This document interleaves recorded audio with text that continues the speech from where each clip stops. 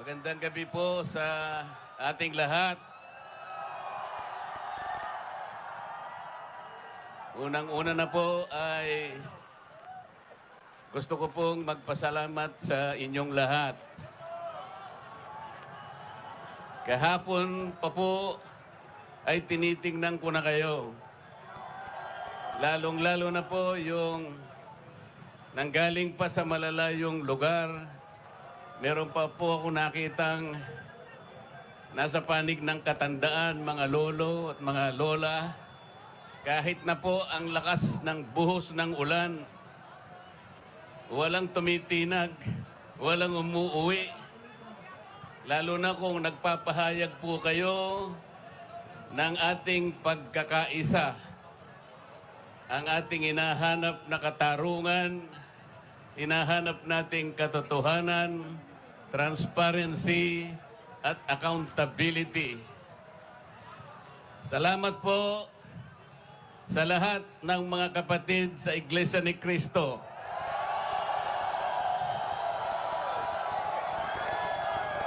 Salamat din po sa mga hindi kapatid ngunit nakikisang-ayon at sumusuporta sa pagkakaisa natin sa gabing ito. Ang iba po ay mga kakilala ko, yung iba po ay hindi ko man kakilala, ngunit nagpahayag po sila ng pagsuporta at pagmamahal sa ating bansa at sa ginagawa natin ngayon.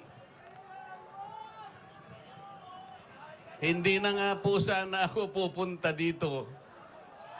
Kasi baka akalain po nung iba, ako pa po yung nag-i-instigate, hindi po. Ang palagi ko pong ginagawa, kagaya ng palagi kong sinasabi, ay kailangan maipakita natin kung ano ang tunay at tapat na paglilingkod ng isang public servant sa pamahalaan.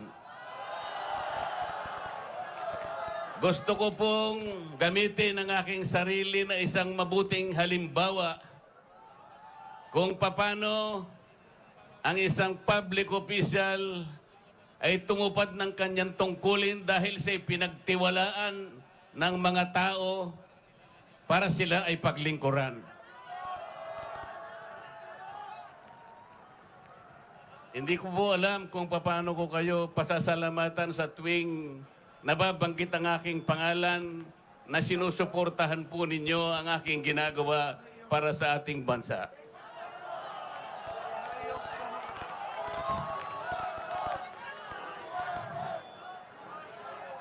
Pangalawang araw na po ito, ngunit hindi ko nakikita sa mukha ninyo ang kapaguran.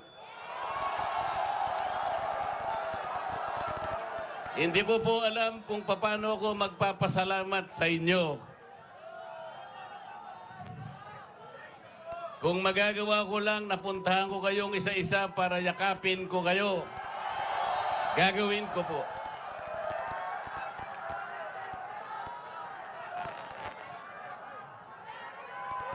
Naisip ko nga, magdadala na lang ako ng hopya.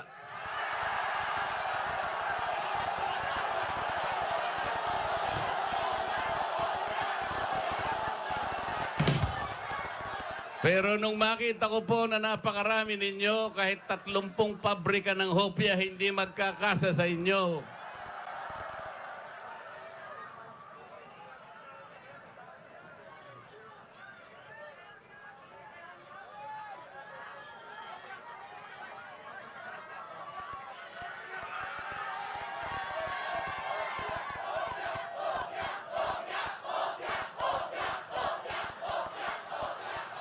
Bakit nilulunod ang pag-iimbestiga sa flood control scam? Bakit si Marcoleta ang ikukulong, kayo ang mandarambong?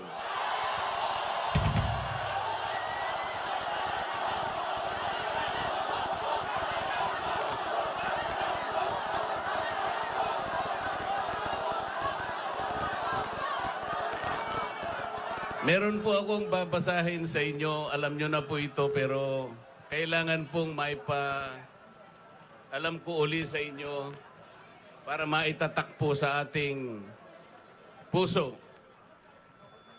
Ang babasahin ko po sa inyo ay yung pambungad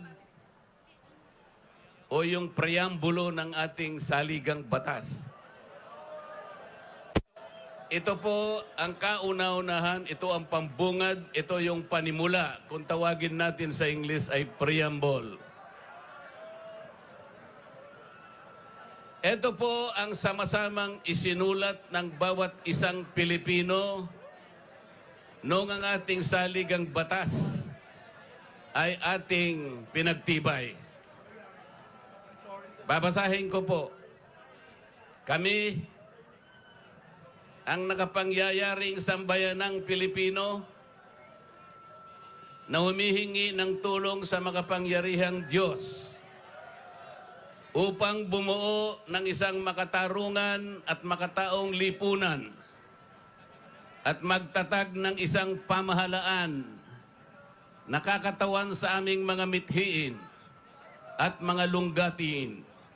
Magtataguyod ng kabutihan sa bawat isa, mangangalaga at magpapaunlad ng aming kamanahan at titiyak para sa aming sarili at sa angkanang susunod ng mga biyaya ng kalayaan at demokrasya sa ilalim ng pananaig ng batas at ng pamahalaang puspos ng katotohanan, katarungan, kalayaan, pag-ibig, pagkakapantay-pantay at kapayapaan ay naglalagda at naghahayag ng konstitusyong ito. Mga kababayan, ito po ang batayan kung bakit nandito tayo ngayon. Nais nating ipaalala sa pamahalaan ang ating mga layunin, ang ating mga adhikain, ang ating mga pangarap para sa ating sarili at sa susunod na saling lahi, at ang ating pangarap sa ating pinakamamahal na bansa. Ito po ang aking paninindigan at alam ko ito ang ating pinagkaisang paninindigan ngayong gabi. Nakahanda po akong magpakulong. Kung kinakailangang maaresto po ako, wala pong problema. Kung ito po ang kabayarang hinihingi para ipagtanggol ko ang katarungan at ang pambansang kagalingan at ang interes ng mamamayang Pilipino,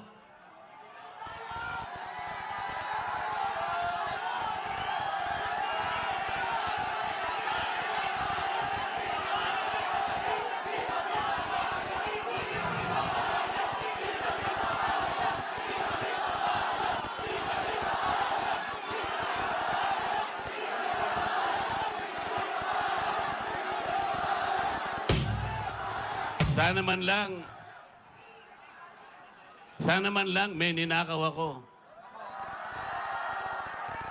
Sana man lang kasama ko sa mga mandarambong. Mga nabanggit na yung mga pangalan nila. Ang isa ay si Martin Romualdez. Ang pinagdalhan ng mali-malitang pera.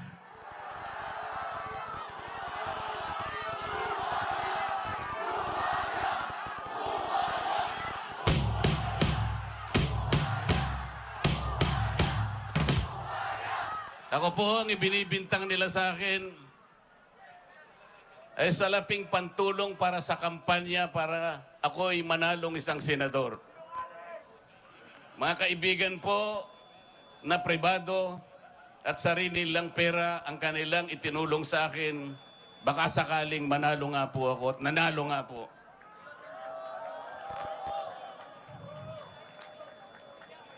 Hindi ko na po ipaliliwanag ang technicality kung paano nila inimbento ang isang gawa-gawang asunto laban sa akin. Tingnan po ninyo kung sino pa yung nagtatanggol at tumutulong para sa ganon, matukoy natin kung sino ang may kagagawan ng pinakamalawak, pinakagarapal na pandarambong sa kabambayan, siya pa ang inaasunto at siya pa ang pinagbabalakang arestuhin. Hindi ba katungkulan ng ombudsman ang sila ang humanap, umusig, at parusahan ang lahat ng may kagagawan nito? Bakit ang ombudsman ang nagagalit sa akin? Hindi ba dapat tulungan pa nila ako? Sapagkat iisa ang layunin namin. Ginawa po nilang politika ang lahat ng ito. Ang mga asunto po na sinampa laban sa akin ay nagsasaysay ng kwarta. Pero hindi nagbabanggit ng korupsyon. Nagsasaysay ng halaga, ngunit hindi binabanggit ang ill-gotten wealth. Ipinipilit na iugnay ang public office, ngunit walang binabanggit na abuse of public office. Naglulubid ng mga chismis, ngunit walang ebidensya. Naglulubid ng naratibong pampolitika, ngunit walang binabanggit na elemento o sangkap sa mga krimen na kanilang gawa-gawa. Yun po ang nakapagbibigay po ng malaking kalapastanganan sa ilalim po ng mga batas na umiiral sa ating bansa. Hindi ba sinabi natin, bawal ang bend the law?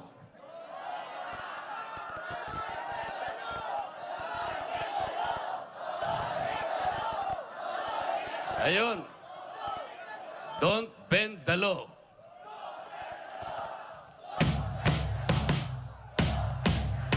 Paano naman kasi?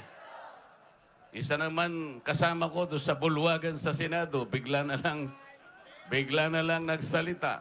Sometimes you have to bend the law to be able to please the people.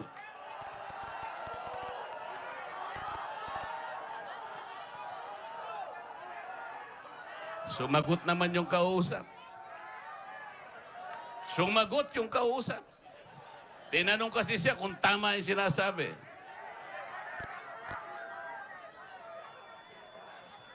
Ang sabi niya, yes, sir.